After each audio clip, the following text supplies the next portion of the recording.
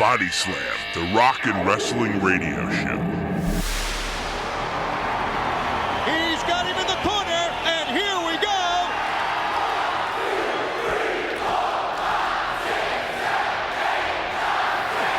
Oh, that's gotta hurt. Hey, this is Razz. And this is the Kodiak Bear, 351 pounds of explosive power. And welcome to Bodyslam, the rock and wrestling radio show. Your weekly fix of kick-ass rock music and all the dirt, news, and mayhem in the world of professional wrestling. So, Kodiak, you want to go one-on-one with me right now, steel cage style? Hey, Razz, you know if I get up off this chair, you're going to be hurting. All right, settle down, killer. This week, Kodiak gets it on with the Misfits of the WCW, and we go one-on-one with ECW superstar Rob Van Dam. We'll get down on the mat with Roxy, and we'll find out what the ladies of wrestling are doing. We'll unmask Test of the WWF, check in with the Ring Rats, and we'll hear from our Federation reporters from ScoopsWrestling.com. And as always, we'll check in with Freak as he gives us a sneak peek at ECW's latest video game and this week's Cool Crap. And Judge Jeff Jones of the ECW gives us his Piledriver Song of the Week. So let's ring that bell and let the mayhem begin. Let's do that. This is the number 3 Bone Crusher of the Week, the latest from Rage Against the Machine Guerrilla Radio on Bodyslam, the rock and wrestling radio show. Guerrilla Radio from the Battle of Los Angeles CD, our number 3 Bone Crusher of the Week. The Misfits were a seminal punk band of the 1980s. Now they're pulling double duty as punk rockers and part of Vampiro's clan of the WCW. They're a bunch of candy asses. Do I hear a challenge, Kodiak? Oh, come on. I could take the whole group with one arm tied behind my back. What am I supposed to be? Scared of a bunch of punk rockers? Well, come can on. you take on the Misfits? All right, we quiet all of a sudden. Hey, Razz, why don't you just shut up and play the interview? Testy. I asked Jerry, how did you get involved with Vampiro and the WCW? Well, the WCW was offered to us because of Vampiro. Vampiro was a fiend in the Fiend Club since he was about 12 years old. He started wrestling at 16, so he's actually been a fan of the band longer than he's been wrestling. And I ran into Vampiro in Mexico City. We were playing the Hard Rock Cafe. And he told me that he would be moving into the States to try and get into one of the two organizations, either the WWF or the WCW. And we were very fortunate that he went with the WCW. I kind of like their image a lot better, and you know, the way they have some kind of class in the way they operate. And you know, I'm happy my boys are there. I wonder if the rest of the Misfits would get involved in the ring. Well, to start off, it was me and Vamp as a tag team. We're using the band as sort of a gang to come in and kick everybody down. And my brother Doyle, he's got a bad back, so he has been operated on, so he really can't take any shots in the back. So as a unit, we'll probably swarm people, but then later on, as a more of a tag team, it'll be me and Vampiro. How did the whole Dr. Death and Oklahoma rivalry come about? Well, the Dr. Death rivalry came because of the JR scenario on the WWF, and Dr. Death being, you know, as famous as he is in Japan, because don't forget, Dr. Death has been in Japan for the last 10 years and is one of the titans over there. So when Dr. Death came in, the first week he was in, he wiped out the whole Mexican posse in like 30 seconds. Everybody wound up hurt or on their way to the hospital, and it was kind of ironic because the next week Vamp had his ribs hurt, and he had 2 broken ribs, and they were in a situation where we wanted to keep the story going with Dr. Death in Oklahoma, and they just turned around and I said, boy, I feel sorry for the guy who's got to get in the ring with Dr. Death, and they all looked at me and they said, well, guess what? You're in a cage match with him today. I said, oh my God. I said, here we go. So, you know, I just kind of grit my teeth, and I think I got 2 broken ribs on that myself, and a split head coming out of the cage head first. Is Oklahoma as much as a pain in the ass as we think he is? You know, he's just a troublemaker. His character is to come in and break your tomatoes. And, you know, he's barking up the wrong tree when he comes with us, because, you know, we don't mind getting beat down. We just keep coming back, and that's what we bring to the thing, is this relentless pursuit of terror. Hey, this is Jerry Only of the Misfits and the WCW here on Bodyslam Rock and Wrestling Radio with our new song called Saturday Night. That was Saturday Night from the Misfits' latest CD, Famous Monsters. Let's check in with Al Isaacs of ScoopsWrestling.com for our WWF Weekly Update. Now, the WWF Report. This is Al Isaacs from ScoopsWrestling.com with your WWF Report. Right now, everyone is buzzing over Mick Foley being forced to retire. Well, you can stop buzzing for now. It's true Mick Foley is planning on hanging up the boots sometime in the year 2000, but right now, Mick doesn't have to retire. Mankind does. So while the leather mask might be put out to pasture, you can look for the hardcore legend Cactus Jack to return to the ranks of the World Wrestling Federation very shortly. You can also look for his first feud to be with Triple H himself in a big match at January's Royal Rumble pay-per-view. Now, in other WWF news, that strange glowing orange symbol you've been seeing on WWF broadcasts, well, if you didn't know by now, it belongs to former ECW champion Taz. Word had it he'd be making his WWF debut at the Royal Rumble pay-per-view, but now we're hearing that it could be pushed up to the first or second Raw of the new year. That way, fans who don't know him can get acquainted with the human suplex machine before his anticipated monster heel push within the company.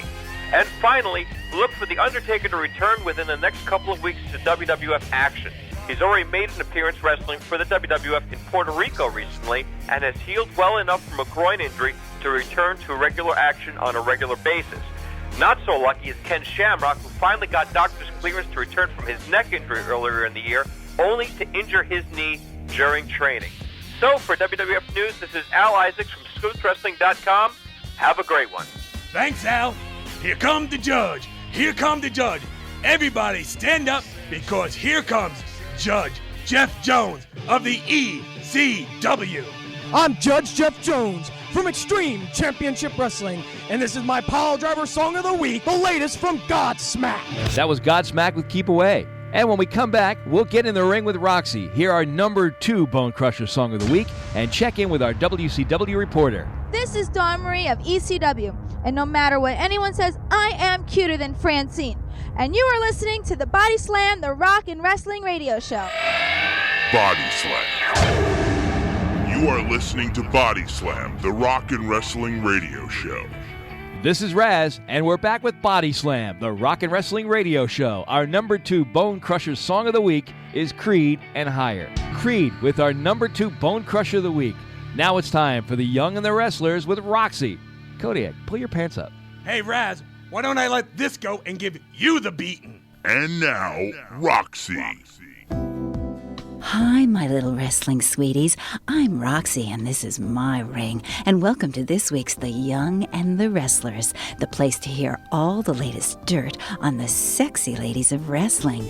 Well, first off, I have to congratulate Stephanie McMahon Helmsley on her transformation from Little Miss Innocent to the ultimate bitch. Way to go, girl. Maybe Roxy can give you a few pointers. It seems her whole marriage plan to Test was just a ploy, and the whole kidnap incident was a big hoax to gain control of the WWF from her father. Roxy is rarely impressed, but this little spectacle impressed even me. What are we going to do with Miss Kitty, who now calls herself Cat since she won the Women's Championship belt? The cat cannot keep her clothes on. First, she took off her top on pay-per-view's Armageddon at the end of an evening gown pool match, and in this month's Raw magazine, she has little or nothing on. Now, Roxy can understand why a girl would want to take her clothes off. Roxy loves to get naked. But if you're going to flash the country, Cat, Roxy suggests maybe you get a boob job first. In the WCW, Medusa won the Cruiserweight title from her former beau, Evan Kariakis. If there were anyone who Roxy would like to see flash the audience, now Medusa would be the one. I know everyone was a little nervous about Tori Wilson for a while, but she did re-sign with the WCW, so your wrists won't be getting any rest soon. If you'd like to see more, and I do mean more, of Tori, you can check out her website at ToriWilson.com. You can find a profile of the lovely Tori Wilson on Playboy's website as well. Speaking of Playboy bunnies in the WCW, they all got it on the Family Feud. 5 bunnies took on Jimmy Hart, Brian Knobbs. Hey, wait a minute, Knobbs? Shouldn't that be a bunny?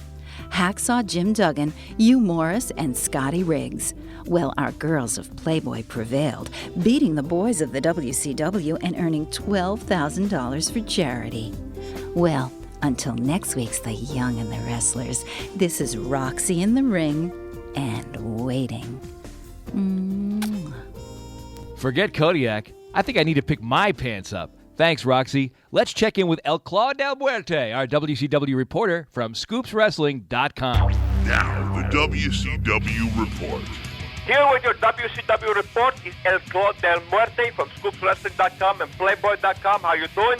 The NWO is back. The band, as they call it now, consists of Kevin Nash, Bret Hart, Scott Steiner, Jeff Jarrett, and Scott Hall. Hall, however, recently injured his knee, forcing WCW to strip him of the U.S. title for the second time this year and of the WCW tag titles along with Kevin Nash. He, however, should be back in time for WCW's February pay-per-view. Goldberg is also on the injured list. Big Bill, he smashed the windows of a limo while taping a segment for WCW Thunder and ended up ripping tendons in his arm to shreds. He'll be sidelined for a bit, which is a big problem for the company. You see, Goldberg was scheduled for a rematch against Bret Hart in the main event at January's sold-out pay-per-view. Now it'll be Big Sid stepping in to take his place at the show. Goldberg was also supposed to fight Rick Steiner in a big New Japan show early in January, where he'll be replaced there by Macho Man Randy Savage.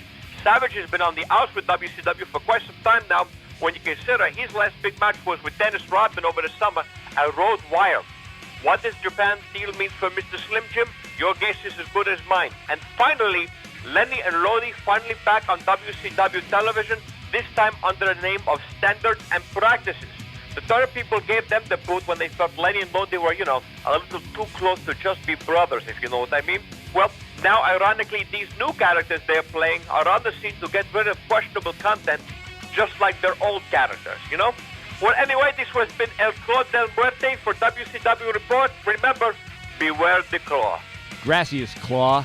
When we come back, we'll talk to Rob Van Dam of the ECW, and Freak will give us a sneak at ECW's long-awaited Hard Core Revolution video game, and we'll hear from our ECW reporter. This show only has the coolest superstars. This is Rob Van Dam from ECW on Bodyslam, the rock and wrestling radio show. Bodyslam. You are listening to Bodyslam, the rock and wrestling radio show. This week, Freak got a sneak peek at the ECW's upcoming video game from Acclaim Entertainment on this week's Cool Crap. This week's Cool Crap. Thanks, Kodiak. Acclaim let me into their inner dwellings this week as I got a preview of ECW's Hard Core Revolution for Sony PlayStation, Nintendo 64, and Sega's Dreamcast. Now that's a mouthful. Fellow freaks Jason, Darren, and Jay from Acclaim showed me a preview of the game, which hits the streets in February. I asked them how hard it was to design a game like this. Well, getting everybody in and out of here, I don't know how, when we do this, we have to rely on all the talent to come in. So logistically, it's pretty tough, but we work with good talent and a good company, and I have a lot of great support here. So, I wouldn't say it was tough, just long. Given the M rating, I wondered if it was the most violent game they ever designed. It definitely is the most violent game Acclaim has ever done, that's for sure. I would say it's nothing you wouldn't see on their television show, or if you went to a live event. I think we've mirrored it very well in what ECW is, and I think the name fits right, ECW Hard Core Revolution. I think, it's a time that they fight back and show what WWF and WCW kind of stole and watered down a little. Here's what you really want to see. It was time to put up or shut up. It was my turn to take on these video geeks. You think I'm a freak? You should take a look at these guys. All right, Freak, I'll hold that for you. Grab a controller. Tell Darren, let's start seeing you play so we can whip you up a little. All right, I'm going to kick Darren's ass. There you go. All right. Yeah. Rookie no more. So what do you think so far, Freak? Let's get your comments on what do you think of the game so far. I think it's the most realistic wrestling game I've ever seen in my life. And you'll be buying it February 17th on Hardcore Thursday. You got it. ECW Hard Core Revolution brought to you by Acclaim. I'll be in line. I'll be first in line. Hey, somebody just called me a bitch in the audience. I gotta kick somebody's ass. You're done. I am over. 1, 2, 3. I am pinned. I gotta tell you, to be honest with you, I was looking at Nova's ass. It's so realistic that it distracted me. I'm Nova's ass. Tom Marie's ass. I think we'll edit that part out. Well, I was that impressed with the game, and I was looking at Dawn Marie's ass for the record, Razz. The graphics are so clear you can see the tattoo on fellow femme fatale Francine's ass. I know Kodiak will dig that.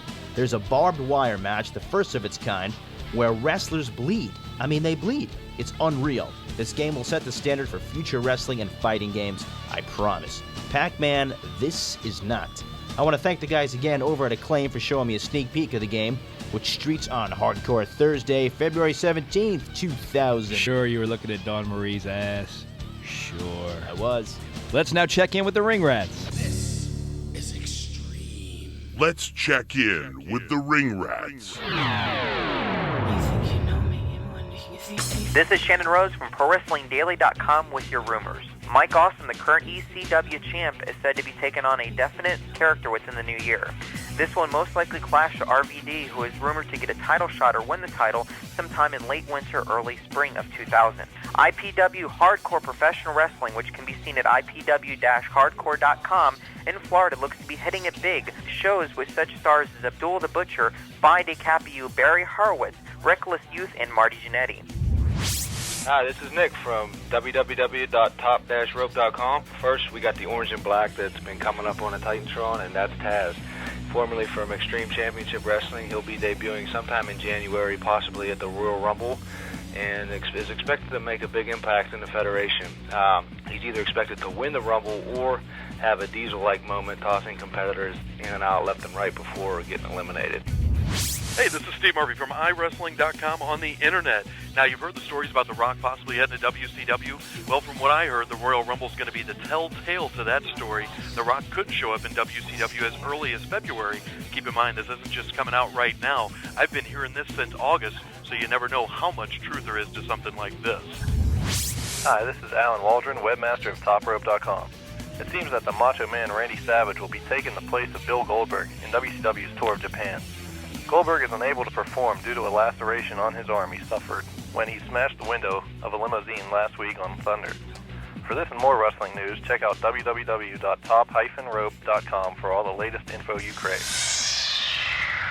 Now, Rob Van Dam, the ECW champion, tells us why he loves the ECW and why he'll never leave. This is everybody's favorite wrestler, Rob Van Dam. I'm currently the longest reigning champion in professional wrestling. I'm the World Television Champion. Been almost 2 years now since I beat Bam Bam Bigelow for it.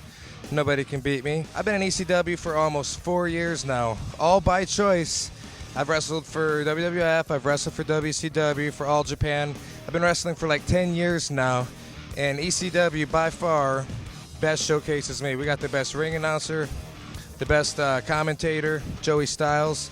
He knows what to call it, because, I mean, I do some really cool stuff, and they don't know what to call it in those other federations, and they don't care because they're talking about the old guys. We got extreme wrestlers that are lighting wrestlers on fire and throwing them in thumbtacks. We got extreme TNA shots with the women. Hey, a lot of guys come out to see the silicone. Then we got, like, Rob Van Dam, who's just extremely damn good. And I go extreme by jumping off the top rope into the fifth crowd. I go extreme by dropping in the splits and hitting somebody with a Van Daminator. Always knocks them out. Always retain my title that way. And basically, I'm the reason people watch ECW and the reason that they come to the shows. And the fans out here are going to be chanting in a while, ECW, ECW. You do not hear that at the other Federation shows. And there's a reason why. The reason, they don't have Rob Van Dam. But ECW does. Rob Van Dam, the whole show. This week's Fresh Meat. Yo, Papa, this is Angel from the Baldies, the ECW show, and I'm this week's Fresh Meat on Bodyslam, the rock and wrestling radio show. A tough guy from New York City, Angel was recently declared King of the Streets when he stapled New Jack in the eye. Ouch! It's LeJean. And Clint, what's up? What's up? Seven Dust. We can't read. And we're this week's Fresh Meat and Bodyslam, the rock and wrestling radio show. Are we fresh meat or are we old school meat? They're a melting pot of various musical tastes and backgrounds, ranging from Irish, Italian, Indian, and African American. When put together in the same room, watch these guys explode. Originally called Crawl Space, they changed their name to Seven Dust by putting two words together they thought just sounded cool. Their inspirations range from Metallica and Black Sabbath to Missing Persons and Earth, Wind & Fire. That was Seven Dust with Denial from their self-titled CD, our Fresh Meat of the Week. When we come back, we'll hear from our ECW reporter from ScoopsWrestling.com and our number one Bone Crusher of the Week. Body Slam. You are listening to Body Slam, the Rock and Wrestling Radio Show.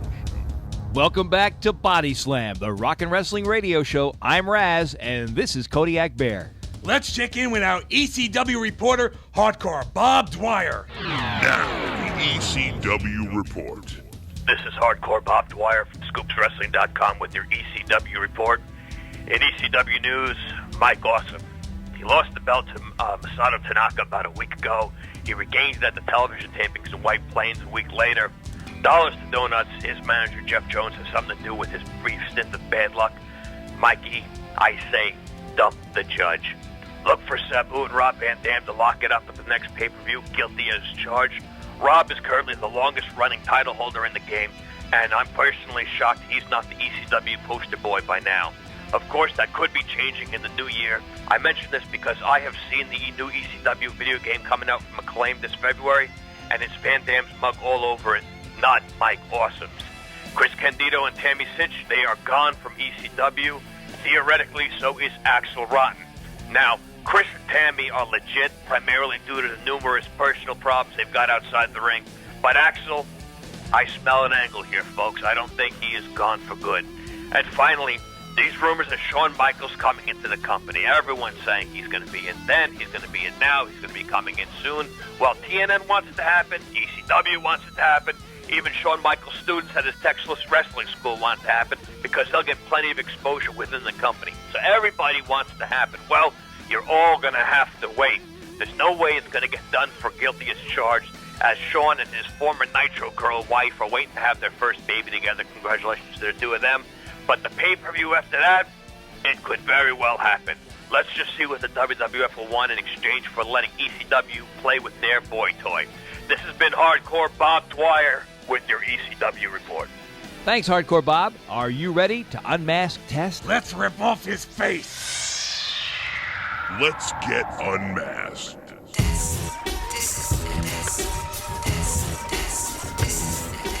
This week we unmask Test. Here's his real name, Andrew Martin. His height, 6 feet, 7 inches. His weight, 285 pounds. Want to know where his hometown is? It's Whitby, Ontario, Canada. His other ring name's Martin Kane. And I even know this. He's best known as being intentionally stood up in the ring by Stephanie McMahon and being played like a fool by that bitch.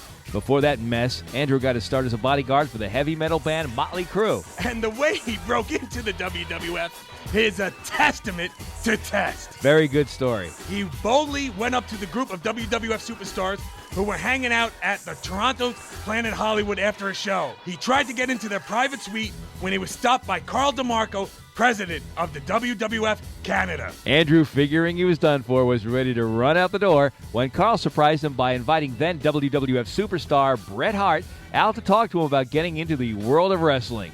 They hit it off so well that Bret decided to take Andrew under his wing and train him at the world-famous Hart Family Dungeon in Alberta, Calgary. Under Bret's supervision, Andrew wrestled in several small independent federations, even capturing the heavyweight title in Canada's hardcore Wild West wrestling circuit. Within 2 months, Hart knew he had a start and tried to convince Andrew to join him in the WCW. But Andrew had his heart, no pun intended, set on the WWF. And the WWF wanted him. They named him Test, and the rest is wrestling history. When asked what his toughest match was to date, his answer was the Lover or Leaver match at SummerSlam against Shane McMahon. He pinned Shane and earned the right to be Stephanie's fiancé. But look at him now. Hey, Test, maybe you should have lost. That's this week's edition of Unmasked. Now our number one Bone Crusher of the week is the Foo Fighters. Bone Crusher song number 1. That was our number one Bone Crusher of the week, Foo Fighters with Learn to Fly. To find out daily what's going on inside and outside the professional wrestling ring, go to ScoopsWrestling.com. Next week, we'll talk to Just Incredible of the ECW. And we'll also check in with the Ring Rats, find out all the dirt in wrestling, and of course, Roxy will keep us warm, and Freak will be back with some more cool crap. Until next week, keep it in the ring. This is Razz. And this is the Kodiak Bear on Bodyslam, the Rock and Wrestling Radio Show. Bodyslam is not affiliated with the WWF, WCW, ECW, or any wrestling federation. We're nobody's bitch.